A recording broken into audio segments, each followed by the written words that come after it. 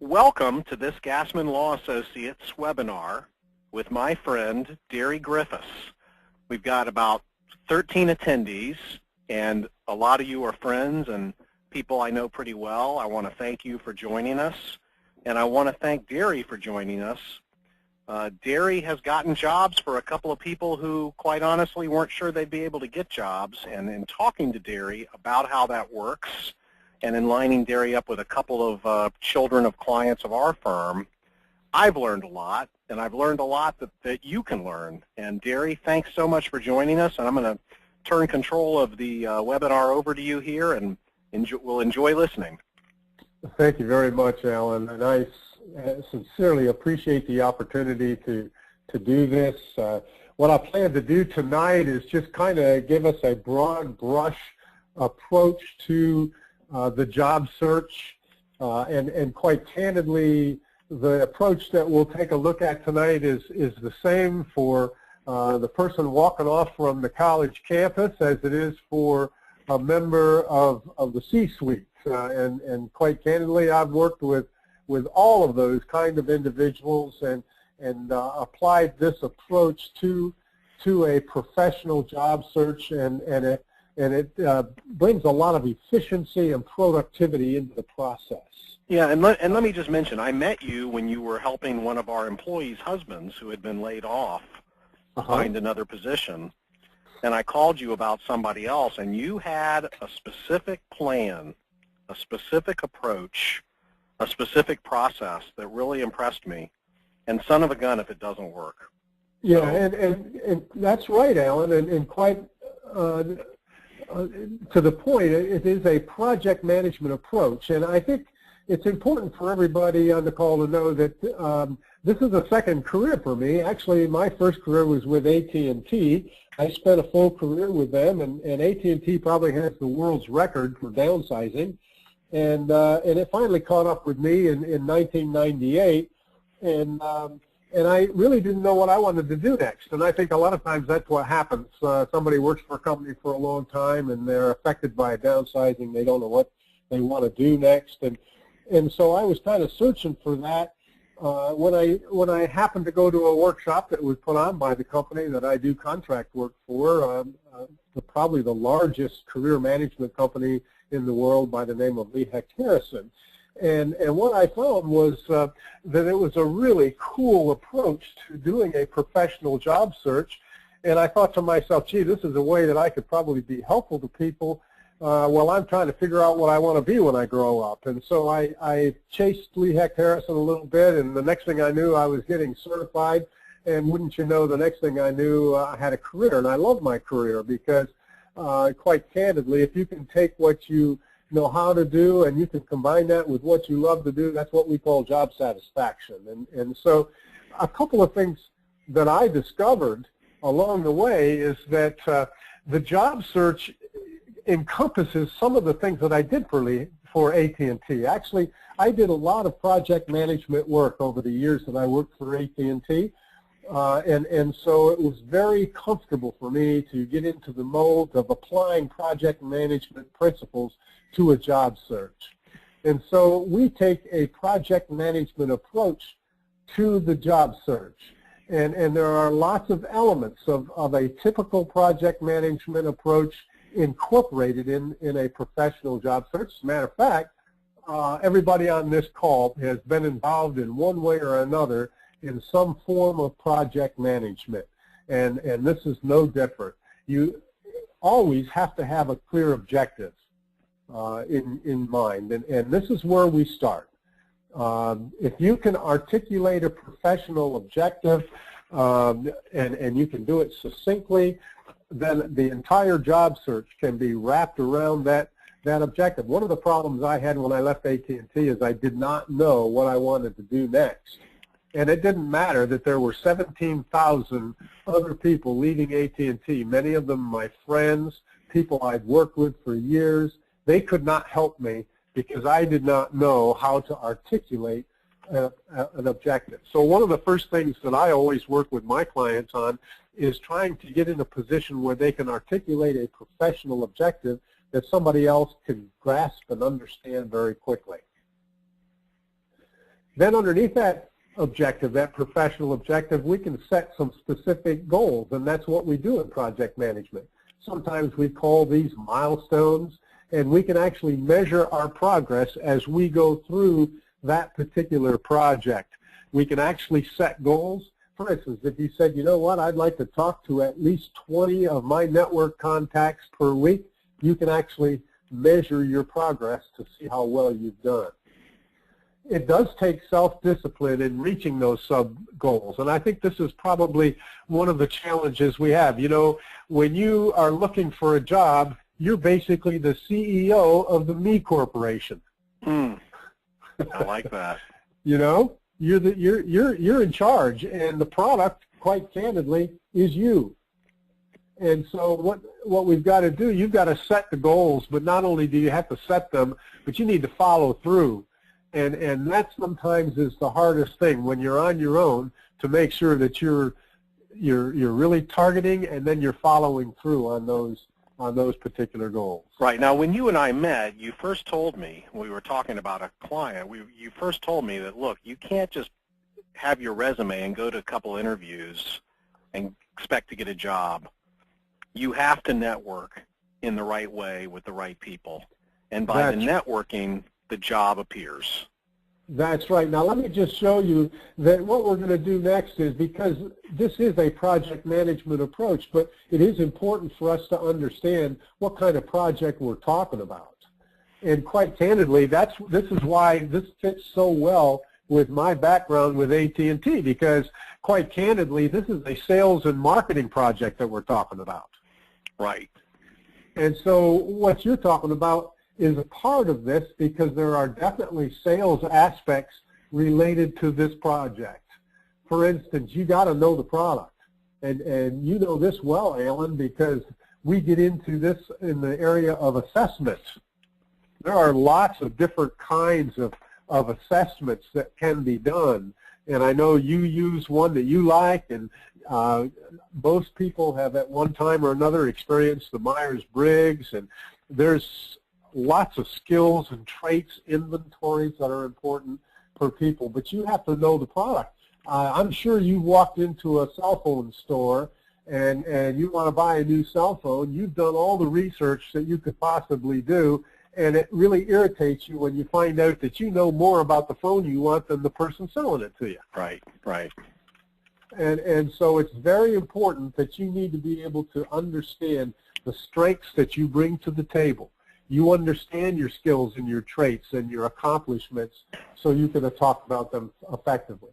Then, of course, as Alan has suggested, packaging. That's part of sales, packaging the product. I'm sure that there are many times you have purchased a product, not because of just that you wanted the product, but it was because of the way it was packaged. Packaging is very important. I could tell you a story, but it would date me a little bit, about the time I bought a pet rock. Okay? Had nothing to do with the value of the product, everything to do with packaging. And so we're talking about the resume, we're talking about your elevator speech, we're talking about what you say in your cover letters, how you respond to questions. All of that helps to package you. And then as Alan mentioned before, relationships cannot be overemphasized in this process. About 60 to 70% of people find their job because of a network. It's not what you know, it's who you know. And so we know that if you really use your network effectively, the likelihood of you finding a new position is greater than if you just try to respond to ads that you might have seen on the internet.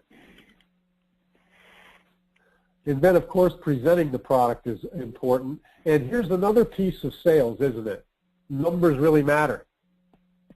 We know that there's a close rate. Right. Okay? And anytime you're trying to sell a product, namely yourself, if you get your numbers up, the likelihood that you're going to make a sale goes way up. I tell everybody, the guy that sells vacuum cleaners door to door knows exactly how many houses he has to go to in order to put bread on the table and pay the bills, because he knows what the close rate is. Well, believe it or not, in the job search process, there is a close rate.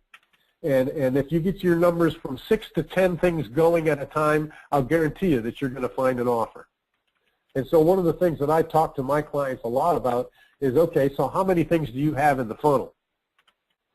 The marketing aspects deal with the geography, the industry, and the size of the company. It's really good for you to target rather than to try and just go about this on a shotgun manner. If you target the market and you identify companies that you would like to target, then you can begin to build a networking strategy that gets you to an insider. And everybody on this call knows that if you know somebody inside the company, that enhances your chances dramatically to land the position that you want. And then you want to complete your research as well to make sure that when you go in for that interview, you really know your stuff. And it looks to the interviewer as if you are really interested in being there and you've done your homework. Well, I took the professional job search and I broke it down into 7 easy little steps for us just to go through real quickly. Excellent. Excellent. And so first of all, we've already talked about the importance of setting the objective, doing that self-analysis and assessment that is so important so that you can be sure that the objective that you're setting, number one, is clear to everybody else, but that you have the skills, the competency, the passion to do that particular job and to chase that particular opportunity.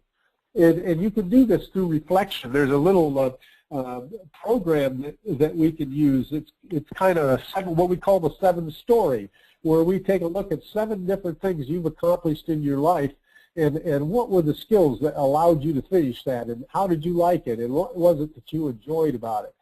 It's really a good way for us to get our arms around what it is we'd like to do next. Second step is building the foundation, and of course that's resume writing. Here's another one, by the way, and you're going to see on another chart that we've added the words LinkedIn, but I can tell you that LinkedIn has become the single most effective tool on the internet that is out there at this moment. And the reason it's so effective is because it's built around the entire premise of networking.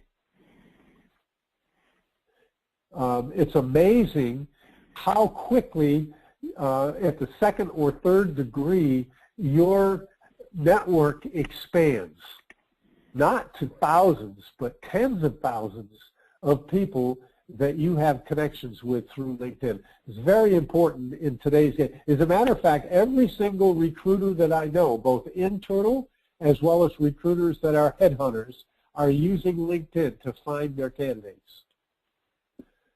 Obviously, resume writing is very important because you really need to be able to capture quickly the selling points. I tell people that, we'll argue about whether you ought to have a 1-page or a 2-page resume. The worst resume I ever worked on was 14 pages long. That's because the writer did not understand what we're trying to achieve with the resume. The resume is your sales brochure, and you have to capture the interest of the reader very quickly, because what we're after is we want to trigger behavior, and that's what a sales brochure does. So it needs to be both professional and also interesting. Yeah, it has to sell the product, Alan, and it really has to capture the imagination within the first half of the first page. So whether you have a 1-page, a 2-page, a 3-page, that's not the important point. The important point is your resume triggering the behavior that you want it to trigger? And then this last item called the elevator speech, there's different terms for this, but the simple answer to the question, well, hey, tell me about yourself. How well you respond to that simple question can make all the difference in the world. And we want you to write down your elevator speech. We want you to memorize it. We want it tucked away in your brain. And you want to practice it to the point where if you're asked the question, tell me about yourself, you have a professional, concise, consistent message that you're going to deliver that person can remember when they walk away from you. So let me ask you something, Derry. Yeah. How many times do you normally meet with somebody who's in this process? You meet with them once to get to know them, once to get their resume squared away, once Yeah, to you know, rehearse their elevator speech. How does this work? Yes, that's exactly right. You know, we'll start, first of all, the very first thing we'll start with, as we've already talked about, is the objective. Okay, so what is your objective? You know, we'll have quite a conversation. I'll try to get to know the person. I want to understand their strengths. I want to understand what they think they want to do. And I want them to begin to think about, okay, so now we want to capture a lot of that in writing. And because we're going to start working on the resume. So then we may have a meeting on the resume, and they'll do a draft, and I'll tell them some of the elements that should be in the resume, and I'll get a draft back, and then I'll make some adjustments and changes, and we'll have another appointment to kind of clean it up a little bit and try to make it as effective as we can. And then we'll go on to the other things too. Once you have your resume done, Alan, then it becomes easier to do a good profile in LinkedIn. Now, before someone comes and sees you, or if they can't afford to come see you, what is a good book they can read? What's a good guide? There are so many books that are out there that are really good. There's even one called, you know, The Job Search for Dummies. You know, Interviewing for Dummies. Those, if you go to Books A Million or Barnes and Noble, Alan, on the business shelf, there are a lot of very good books. There are some books that are offered by companies. One of the companies that I'm working towards certification with is called the 5 O'Clock Club. You can go out on their website and get their books. They're very good books. Okay, thank you very much. Step number 3 in this whole thing, I didn't talk about this, and I apologize. The marketing plan. I think the marketing plan is probably next to the resume one of the most important documents that can be written, because it includes what we call a target list of companies. And if you can identify companies in the geographic area that you might wish to target, and by the way, I don't care if they are advertising jobs or not. I don't want you to chase job ads, although I certainly want you to be more professional in the way that you respond to them. I want you to chase companies, because you'll be surprised how many times a company will create a position if they think they've got the right person. So the market plan becomes a wonderful tool not only to keep you on target, but also to share with other people in your network to help you identify contacts within companies. Beautiful.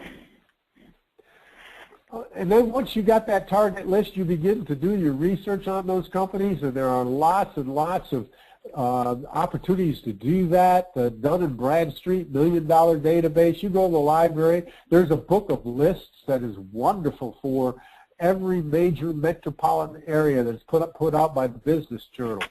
I don't know. Do you get that in your office, Alan? What is that?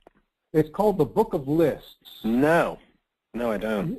The Business Journal publishes it every year and updates it. And for instance, for Tampa St. Pete, it lists the fastest growing companies in Tampa St. Pete. It identifies women companies that are owned by women. It identifies healthcare and recruiters. I mean, it is really a wonderful document. Beautiful. Then within those companies, you can do this, by the way, through LinkedIn in a number of different ways. You can begin to identify key contacts. But you know something? Most people have a lot more contacts than they think they do. Networking is the art of helping others help you. What we want to do is we want to open up their mind beyond, hey, do you know any companies that are hiring? Because most people don't. What we want to do is we want them to tell us about their experience. We want them to talk about things that they're comfortable talking about. So if you identify key contacts, whether they're family, friends, associates, fellow students, college representatives, faculty, people like Alan, other people that have wonderful contacts into the companies that you may have on your target list. And you want to find out a little bit about those companies in the sense of what are their needs, so that when you start the sales process, you're not just talking about how great you are, you're talking about how you're going to help them meet their needs. that changes the ball game.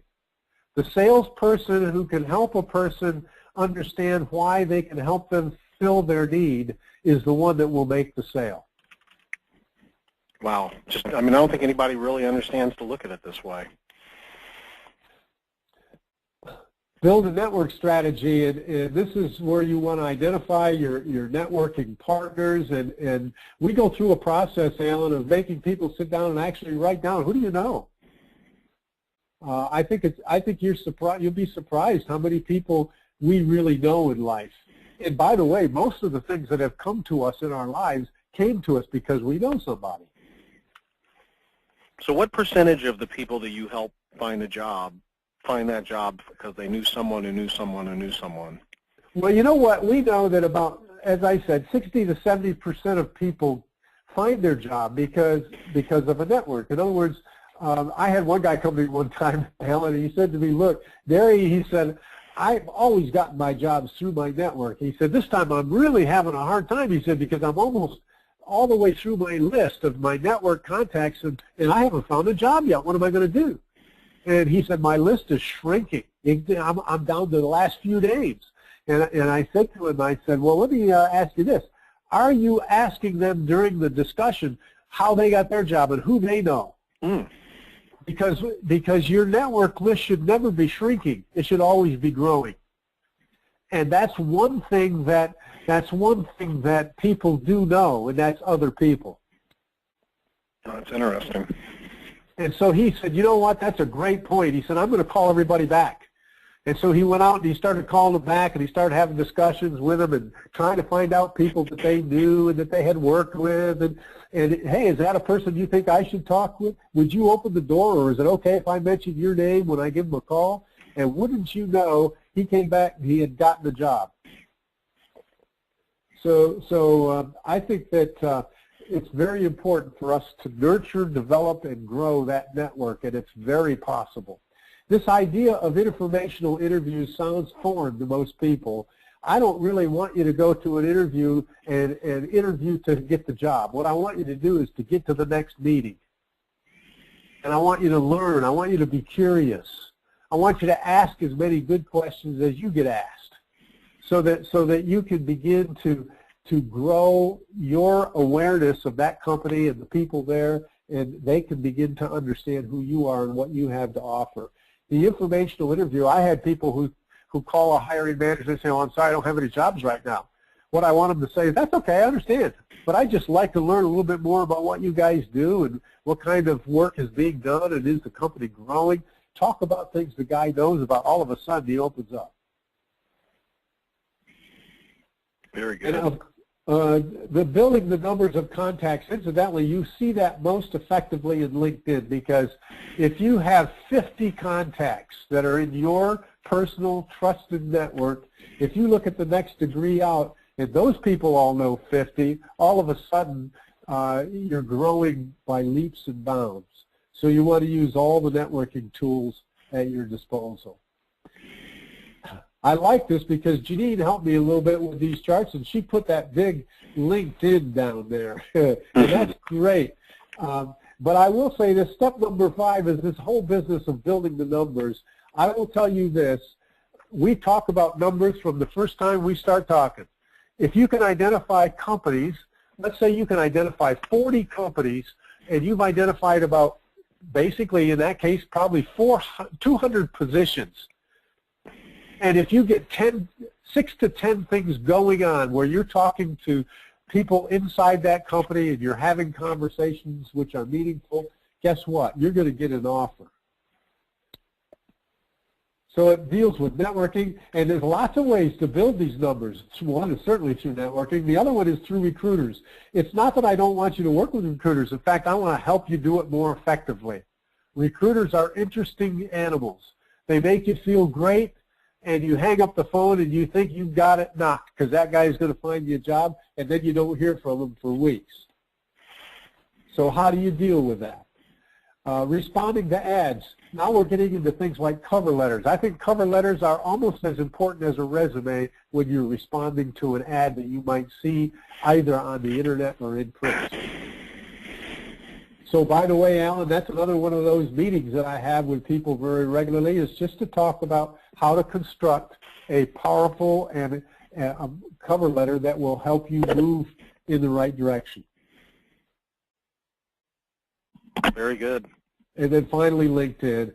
Number 6, you know, and basically what we want to say at the bottom line of this one is just let's fill that job funnel up. Let's get that sales funnel going. I used to be a sales manager, and I would measure the job funnels, and I didn't care necessarily if the guy was beating his numbers at the end of the first quarter. I wanted to know what you putting in the funnel, so I'm sure that with the hit rate, you're going to be able to make your year's goal. And so it's pretty important for you to fill up that funnel. And then we spent a lot of time around interviewing preparation. There's lots of things to talk about in this area. The screening interview is something that most everybody has to go through. The screening interview is exactly what it means.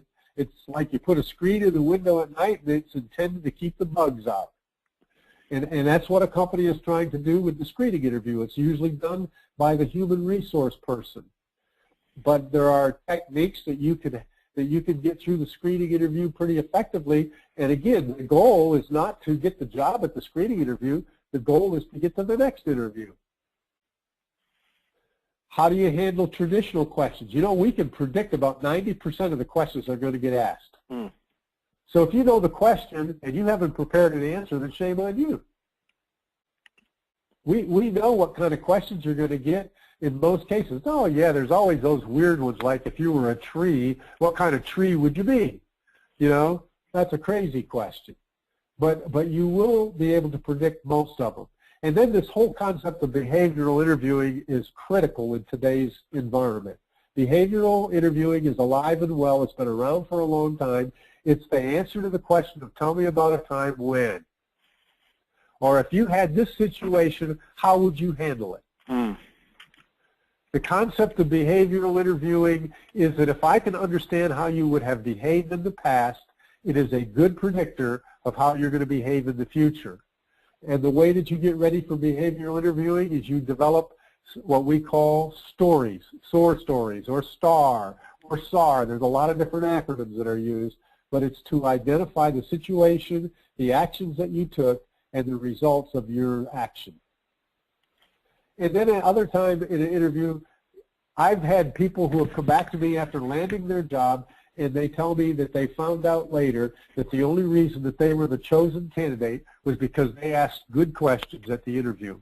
It can set you apart. So we want to talk about what kind of questions are they. And then, of course, you want to understand the world of negotiation. Most people do not negotiate. And quite candidly, they can. Most of my candidates have tried it, and they find that it works.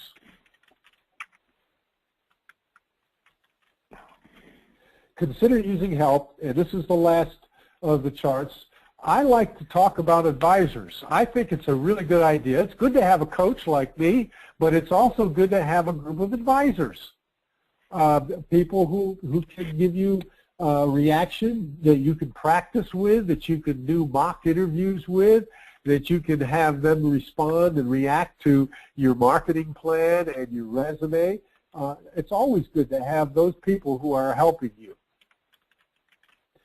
So you can recruit your trusted friend to do that. And then, of course, I think it's always good if you can afford to do it, and it's not terribly costly, but it is good when you can to use a professional coach, because that person's been around a few times and we've seen a few things, and can help you improve that resume and improve those interviewing skills and have some really new thoughts around the whole concept of networking and reaching out, identifying opportunities.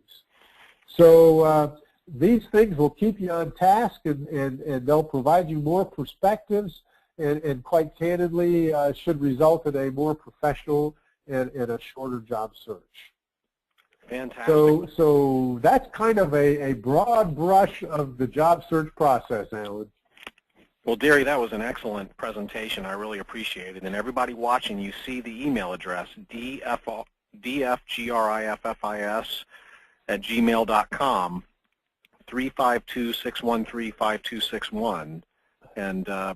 Derry, do you want to talk a little bit about your rates, just so people kind of know how you charge, just so they, because Yeah, reasonable. typically, that's a good question, Alan, and typically I do have a rate structure that I'm happy to share. I usually build it around some elements of those things that we looked at. I try to group them together, and so, for instance, a resume typically between identification of the professional objective and the doing a little bit of assessment and discussing what it is the person wants to do, and then getting into the accomplishments that they've had and beginning to structure the resume. It takes about 3 to 4 hours of time, and with a typical rate of around $100 an hour, that turns out to be about $300 typically. That's and I try to keep it at that. Very reasonable. Then we get into the marketing plan and productivity and targeting companies. That may be another hour, and then the interviewing. I like to talk a lot about interviewing, because I think it's important for people to understand when you go to the interview, if you can approach it as if you're a consultant rather than an interviewee, it's much more effective. Because what you're after is to get through that meeting and to get the next one. I've seen this many times. It's a series of meetings in this environment, by the way, because the economy is such that companies are very cautious. And so they're going to want you to talk to a number of different people. So that's another element that I charge, and that one can be up to $200 depending on the number of hours that are involved. And so we get through all of that, and then if there's some individual coaching that a person wants to do, the standard rate is $100 an hour. Okay. And I do bill it, as you know, Alan, in half-hour increments, because I don't want anybody to pay for anything that they haven't used. So it's usually a minimum of a half an hour, but it up to an hour for $100. Okay, and obviously you and I have no financial relationship. I just thought you did such a great job for the people I know that I wanted to be able to get the word out. So I'm really glad that we've had a few friends join us here. Spread the word for Derry. Tell people looking for a job. It's an active activity. There's a lot of things that need to be done. It's not just submitting a resume and wondering whether somebody's going to respond to it. No, it's going to sometimes get you outside your comfort zone a little bit, but hey, that's good for all of us. Right. Well, Derry, I can't thank you enough. Everybody attending, thank you very much. Have a great evening. Thank you, Alan. Bye-bye. Bye.